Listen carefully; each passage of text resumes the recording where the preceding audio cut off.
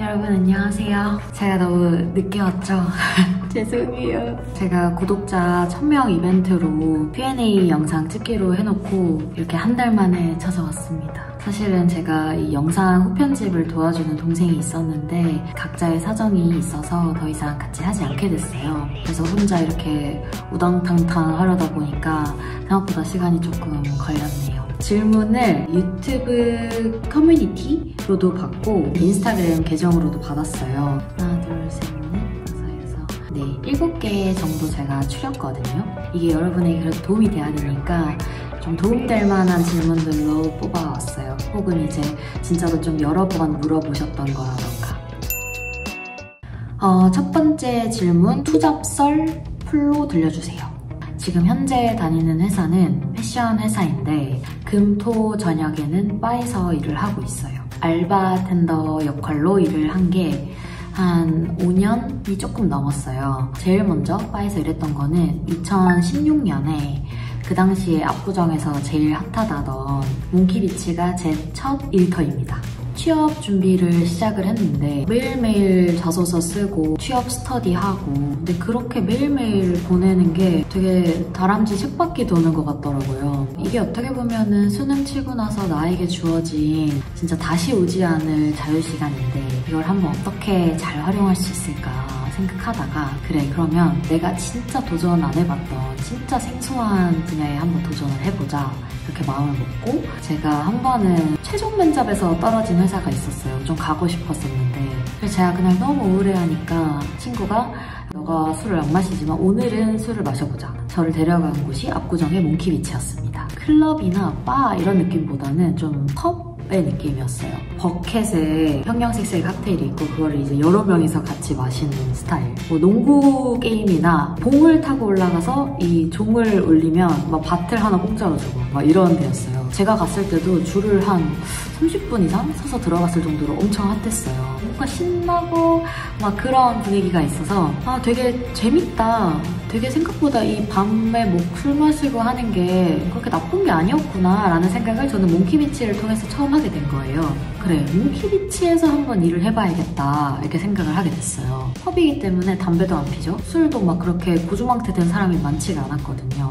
그리고 일단 외국인이 엄청 많은 거예요. 그런 펍 문화다 보니까. 그리고 저는 또 영문과고 하니까 외국인들이랑 소통이 좀 편하니까 거기서 일해봐도 되겠다 이렇게 생각을 하고 찾아가서 여기서 일을 한번 해보고 싶은데 술 종류도 아무것도 모른다 이렇게 했더니 보드카랑 진 이런 건 구분할 줄 아시죠? 이러길래 모르거든요?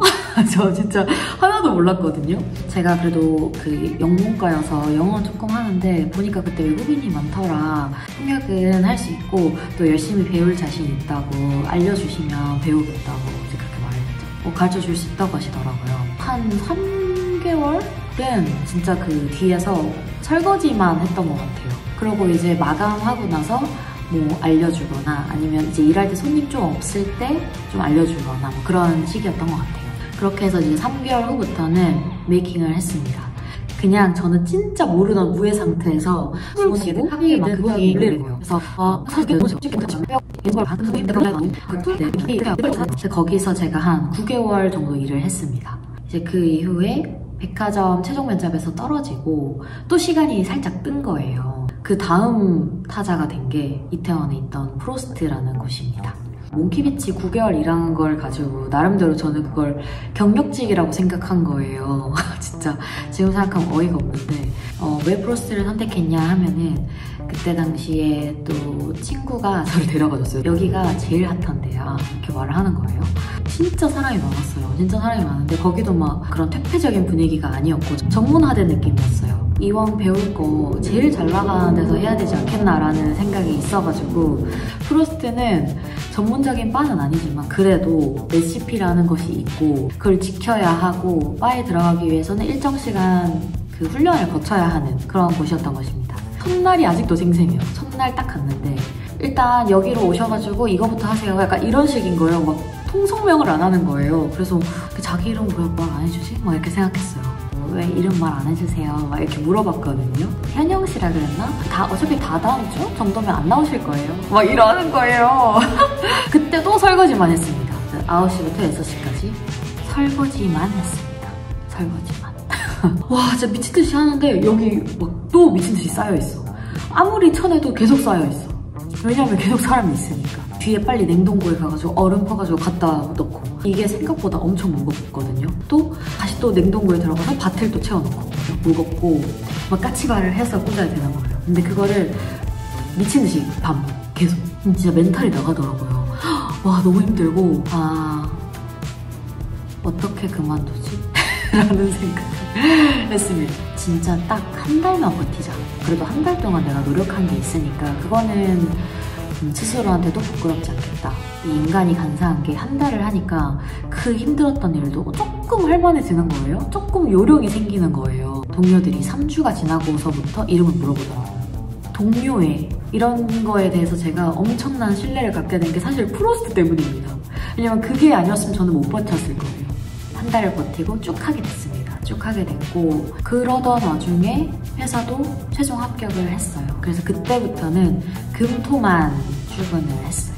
이렇게 해서 시작한 게 무려 3년을 투잡을 했습니다. 그렇게 했던 이유는 경험인 것 같아요. 경험. 제가 체력만 좀 포기를 하고 나니 두 개의 인생을 사는 것 같은 거예요. 본업을 통한 인맥이나 경험, 그리고 부업을 통한 인맥이나 경험. 회사에서는 쉽게 버는 돈을 시급 10,000원.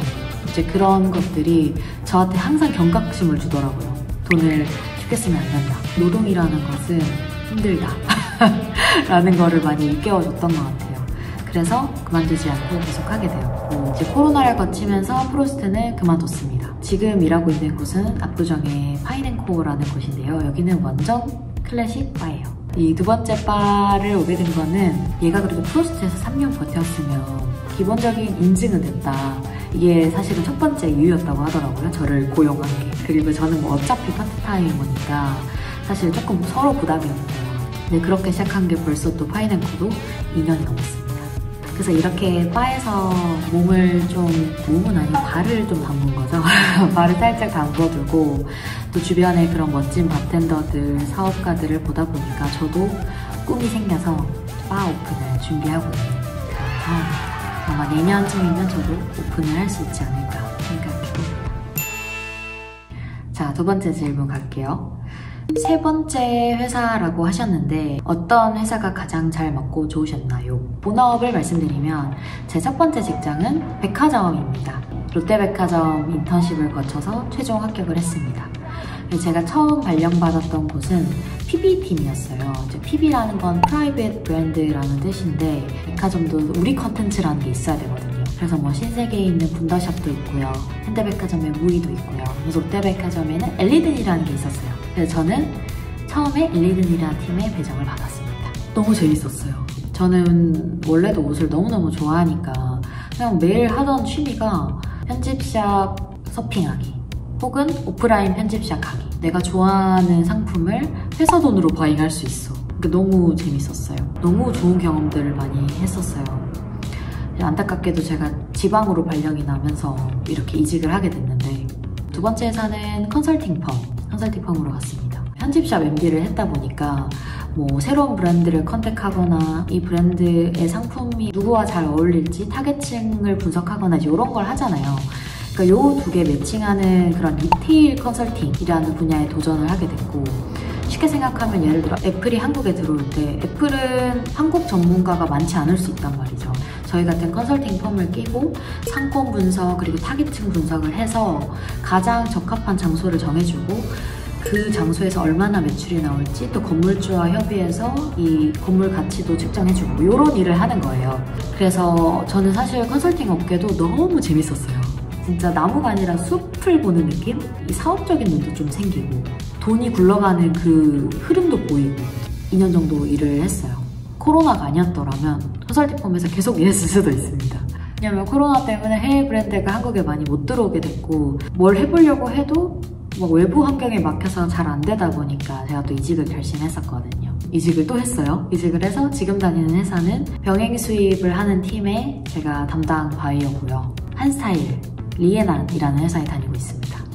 지금 회사도 재밌어요. 왜냐면 사람들이 해외는 못 나가는데 명품은 사고 싶고 근데 좀 싸게 사고 싶으니까 병행 수입, 정식 수입은 아닌 대신에 가격적인 메리트가 있는 그런 부분을 많이 찾게 됐고, 잘 되는 분야에서 일을 하니까 당연히 신나죠. 신나고 내가 바이해온 상품이 잘 팔리면 기분 좋고. 근데 이 셋 중에 골라라.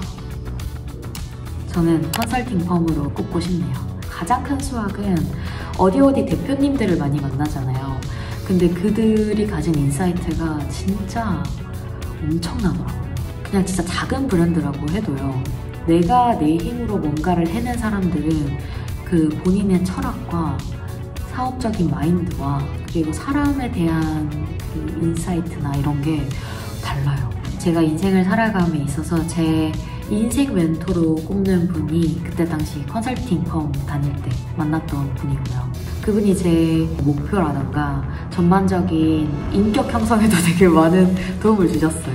그래서 저는 그런 거 경험을 하니까 내가 진짜 끊임없이 노력을 해야겠구나라는 생각을 안 할 수가 없었고요. 이 정도 노력을 해야 이 자리에 가는 거야 라는 생각을 계속 하니까 제가 가장 열심히 살았을 때가 어떻게 보면 컨설팅 펌 다닐 때 아닌가? 라는 생각도 지금 와서는 듭니다. 그런 부분을 고려했을 때 가장 좋았던 회사, 두 번째 회사 꼽겠습니다. 이거 생각보다 제가 너무 말이 많은 것 같아요. 언제 다 하냐? 일단 세 번째 해보겠습니다. 극2이신 것 같은데 인간관계에 팁 있을까요? 나이 들수록 사람이 제일 어려운 것 같아요. 맞지? 저도 막 그렇게 잘하는 편은 아니거든요. 제가 살아보니까 인간관계를 어떻게 풀어야 되나라는 생각보다 내가 어떻게 좋은 사람이 돼야 할까를 더 고민을 많이 했던 것 같아요. 확실히 제가 그런 부분에 있어서 단단해지고 나니 주변에 좋은 사람들이 많아져요. 예전에는 뭐 1년에 뭐 2~3명 정도? 어떻게 내가 이런 사람을 만났지? 이런 게 있었다면 요즘은 제 주변에 다 좋은 사람 같아요. 그냥 단순히 이 사람 좋은 사람이다 이걸 떠나서 이 사람 너무 멋지다, 어떻게 이런 생각을 하지? 이 사람한테 이걸 꼭 배우고 싶다 라는 사람들이 주변에 많아지기 시작한 계기가 사실은 나의 철학, 나의 고민, 나의 목표들이었다. 그리고 만약에 문제에 봉착했을 때 진짜 내 입장이 아니고 그 사람 입장이 돼서 생각을 하는 거예요. 이게 말이 쉽지 생각보다 엄청 어려워요. 왜냐면 똑같은 인간 세상이 없기 때문이죠. 정말로 이 사람 입장에서 고민을 하다 보면은 약간 다르게 보이는 부분들이 생기더라고요. 이제 그런 부분을 파악해서 그 사람한테 말을 합니다. 내가 너 입장에서 생각을 해봤어. 내가 본 너는 이런 사람이고 이렇게 행동했을 것 같아 라고 했을 때 나를 똑같이 좋아해주는 사람이라면 풀립니다. 근데 아니? 라고 한다거나 나 안 그런 사람인데? 만약 이런 반응을 보인다, 손절. 손절입니다. 내가 이렇게 했는데 상대방 입장에서 생각까지 했는데 변하는 게 없다, 놓아야 맞습니다. 놓아야 맞고 그런 인연에 크게 연연하지 마세요. 나를 알아주는 사람, 내가 방금 너의 입장에서 생각한 만큼의 노력을 나한테 해주는 사람을 친구로, 연인으로 둬야 됩니다. 사람들한테 어떻게 다가가는지 궁금해요 라는 질문까지 있었는데 저는 진짜 아까 말했던 나의 철학, 나의 목표, 나의 살아가는 방식으로 많이 다가가는 편이에요. 그리고 저는 굉장히 다양한 분야에 좀 호기심이 많은 편인데 그런 게 처음에 브레인스토밍이라고 하죠. 말에 대한 그런 대화 물꼬를 트는데 엄청 도움이 많이 돼요. 제가 이런 이야기 보따리가 많은 사람이면 상대방도 이야기 듣기 재밌어하고 즐거워하고, 그래서 가장 핵심은 내 이야기 주머니가 커야 된다. 벌써 이제 네 번째예요. 빨리빨리 하겠습니다. 오프숄더가 잘 어울려서 부러워요. 어떻게 관리하실까요? 이거 제가 왜 선택했냐면요, 팁이 있기 때문입니다. 각자 그 몸 부위 중에 조금 자신 있는 부위들이 있잖아요. 저는 어깨가 원래 자신이 없었어요. 왜냐면 회사 다니고 나서부터 이 승모근이 솟아오르기 시작하더라고요. 친한 언니가 필라테스 강사인데 제가 직장 생활한 지 3년 차쯤 됐을 때 한영아 너 왜 이렇게 승모근이 솟았어? 이러는 거예요. 그래서 그날부터 제가 이 승모근 스트레칭을 했습니다. 지금도 뭐 완벽하진 않지만 여기가 진짜 이랬어요. 이래서 진짜 별로였는데 제가 보다 보니까 여기 뼈 있죠?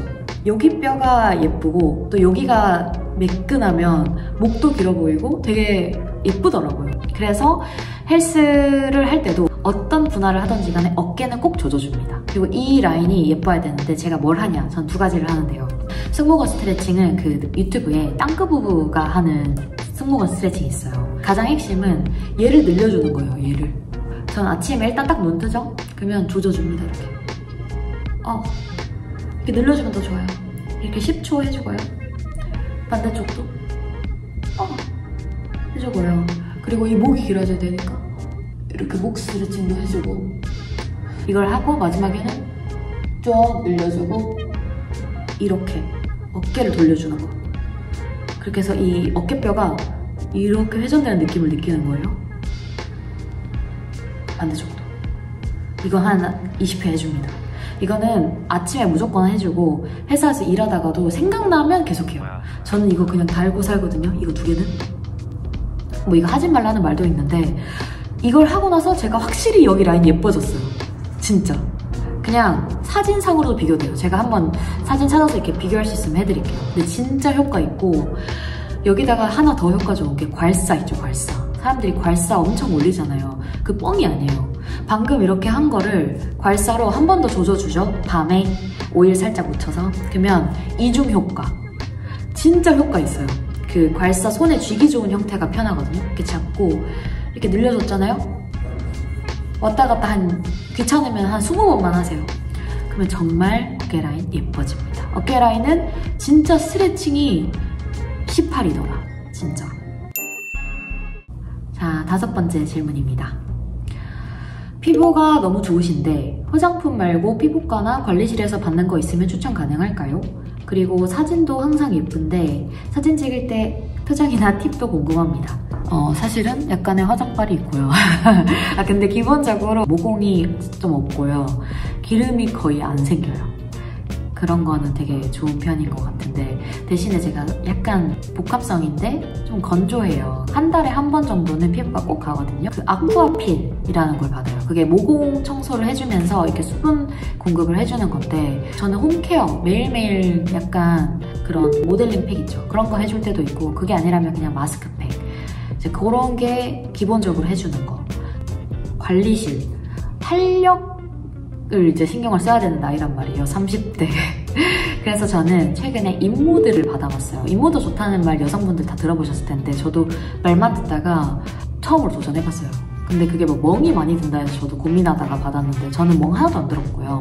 FX랑 펌인가? 이렇게 2가지 모드가 있는데 그 2가지로 패키지. 살은 안 빠졌어요, 사실은. 근데 사람들이 살 빠졌다고 하는 거 보니까 효과가 있다. 특히 유튜브 영상에 제가 이런 부분에 살이 좀 보여서 싫어서 인모드를 한 거거든요. 근데 이런 부분에 살이 없어졌더라고요. 효과가 있는 것 같습니다. 그리고 사진 찍을 때 표정이나 팁. 이거는 사람마다 예쁜 표정이 있어요. 저는 이 왼쪽과 오른쪽 얼굴 중에서는 왼쪽 얼굴을 좀 더 좋아하거든요.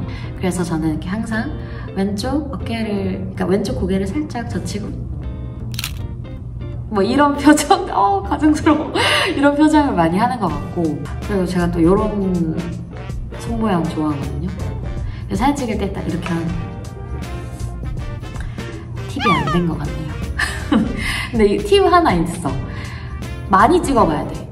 친구들이 사진 찍어줄까? 했을 때 거절하지 마세요. 그래서 사진을 보다 보면 내 사진 진짜 더럽게 못 나온 사진을 봐야 이렇게 하니까 거지 같네? 라는 걸 알아야 돼요. 그러다 하나씩 얻어 걸리는 거 있죠. 내가 살짝 이렇게 내리깔면 예쁘네? 이렇게 웃는 모습이 예쁘더라. 그럼 또 이렇게. 알겠죠? 많이 찍어봐야 된다.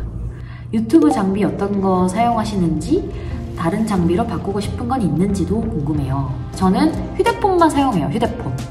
예전에 뭐 카메라로도 해봤는데 그 카메라를 다시 또 노트북으로 옮겨서 어쩌고, 이게 너무 귀찮고 무조건 영상은 쉬워야 된다. 그래서 쉬운 걸로 찍고 대신에 이 아이폰 프로를 사용해요. 제가 지금 사용하는 건 13 프로입니다. 시네마틱 모드로 찍고요.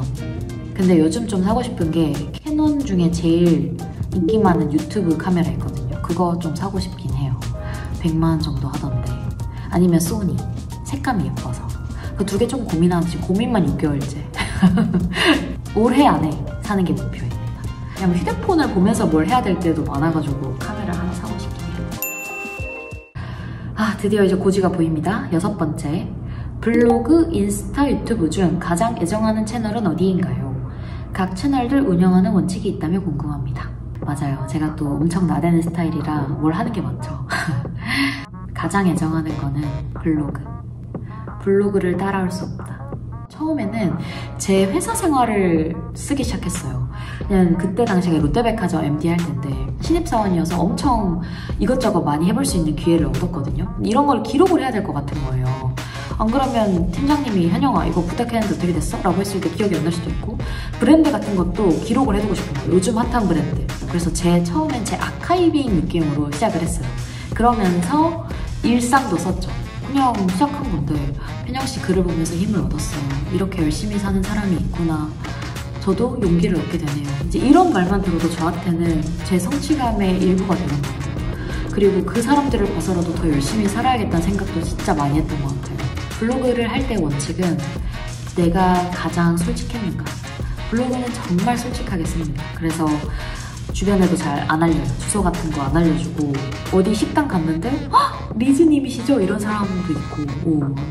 지금 저한테 팬이라고 말해주시는 분들은 대부분 다 블로그 이웃님들이신 것 같아요. 그만큼 이 글의 힘이 얼마나 큰지 제가 그걸 통해서도 한 번 더 깨닫고. 그리고 인스타. 예쁜 사진 위주. 어쨌든 사진으로 사람들이 보니까 내가 예쁘던 혹은 내가 찍은 게 예쁘던 좀 예쁜 사진 위주로 많이 올리고, 그거는 제가 진짜로 처음엔 안 그랬는데 이제는 진짜 좀 아카이빙 느낌이 나요. 제 출근 룩이라던가 혹은 맛집이라던가 이런 것들을 빨리빨리 올리기 좋으니까 스토리 많이 올리고요. 저 스토리 진짜 많이 올리거든요. 인스타도 많이 팔로우해주세요. 그리고 유튜브는 원래는 블로그의 영상 버전이라고 생각을 하고 시작을 했는데 그냥 브이로그는 생각보다 많이 안 봐주시더라고요. 제가 그만큼 실력이 없는 거지. 그래서 유튜브는 최대한 정보가 있는 걸 많이 올리려고 해요. 최대한 회사 생활도 좀 팁 위주로 많이 하는 편이고, 그게 아니고서는 제가 살아갈 때 얻은 팁들, 정보성 영상 이런 걸 많이 올리자 생각하고 있습니다. 유튜브도 좋아요. 한참 스트레스 받았을 때 탈모 온 거 그거 극복한 영상이 이제 5만 뷰 거의 향해 가는데, 그런 걸 보면 아 진짜로 영향력은 유튜브가 있구나 이런 생각이 들어요. 그래서 유튜브도 열심히 하려고 합니다. 드디어 마지막 질문입니다. 제가 이걸 마지막에 넣은 이유는 이 질문을 받고 질문만으로도 너무 감동을 받아서 마지막에 넣었어요. 인생에서 제일 중요하게 생각하고 자주 고민하는 것들은 뭘까요? 그것들을 해결하거나 다루는 리즈님만의 방법이 궁금해요. 누군가에게 도움이 되고자 하심이 너무 멋져요. 정말 닮고 싶어요. 감동. 열정 넘치는 매일매일의 원동력의 원천도 어디서부터인지 알고 싶어요. 너무 감사한 질문입니다. 감사합니다. 제가 진짜로 이 질문 너무 기분이 좋아서 한 10번 읽었어요. 되게 좋은 질문도 해주신 것 같은데, 저는 정말로 어떻게 살아야 할까를 정말 많이 고민합니다. 어떤 사람이 되어야 할까? 어떻게 하루하루를 살아내야 할까? 그리고 나는 어떻게 사회에 이로운 영향을 줄 수 있을까? 라는 생각을 정말로 많이 하고요. 그러니까 제가 매일매일 열심히 사는 이유도 사실은 좋은 사람이 되고 싶다, 사회에 이로운 영향을 주고 싶다라는 생각이 되게 커서인데요. 매일매일의 원동력은 저는 작은 목표들을 많이 세워요. 뭐 예를 들어 자기 전에 내일은 꼭 아침에 운동을 해야지, 아침에 운동을 하고 상쾌한 기분으로 출근을 해야지 라고 생각하면 저는 그거를 무조건 지키려고 합니다. 일주일의 목표, 한 달의 목표, 1년의 목표 그렇게 다 세웁니다. 메모장에 주로 많이 써두는 편이고, 저는 진짜로 평범한 사람을 대표하는 사람이라고 생각을 하는데, 열심히 공부해서 4년제 나와서 회사하고 크게 막 특별한 경험도 없고, 어떻게 보면은 사회의 대부분을 만들어가고 있는 사람들이 그 평범한 사람들이잖아요. 이게 나쁘다고 생각 안 하거든요. 근데 그런 평범한 사람들도 본인의 철학을 가지고 내가 가장 잘할 수 있는 일이 뭔지에 대해 고민하고 그 좋은 영향이 사회를 더 풍요롭게 만드는, 저는 그런 가치를 진짜로 믿어요. 그래서 그런 사람이 되고 싶어요. 이 유튜브를 하는 것도 제가 가지고 있는 철학과 제가 하고 싶은 일과 인생의 목표들을 기록으로 남기고 싶기 때문입니다. 그리고 그 기록들이 저처럼 뭔가 열망은 가지고 있는데 이렇다 할 롤모델이나 이렇다 할 방법을 모르는 분들이 조금의 팁이라도 얻으셨으면 좋겠는 마음에서 또 하는 것도 있고요. 잘하고 싶습니다. 우선은 내년에 계획 중인 바 오픈. 그냥 단순히 바를 하겠다가 아니고요. 정말 문화에 일조하는 바를 만들고 싶어요.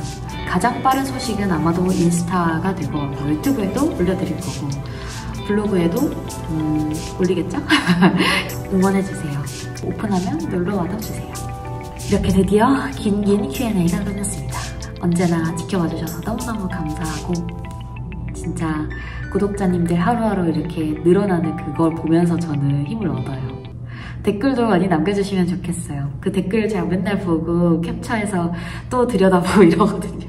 그럼 오늘도 유익했기를 바라고요. 늘 하는 거 좋아요, 구독 부탁드립니다. 안녕. 이 편집은 또 언제 할까? 언제 할 수 있을까?